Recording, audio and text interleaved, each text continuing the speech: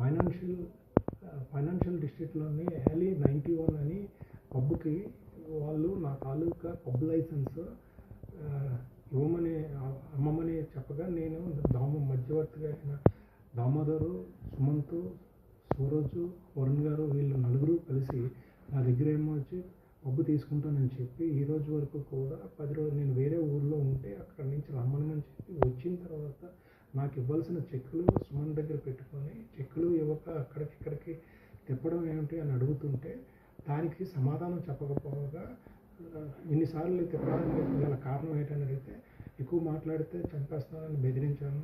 ఈ bar association ముసుగులో, Telangana bar association ముసుగులో దామోదరు, సుమంత్, సూరజు వీళ్ళందరూ కలిసి నా డబ్బులు, నా చెక్కులు ఏవడికినా సరే బెదిరించడము, లేదనుకుంటే నీ ప్రాణాన్ని తీసేస్తానని చెప్పడము జరుగుతుందండి. దీనికి సంబంధించి మీడియా వాళ్ళకి, కమిషనర్ గారికి ఆ తాలూకు బాధనే చెప్పుకోవడం జరుగుతున్నది.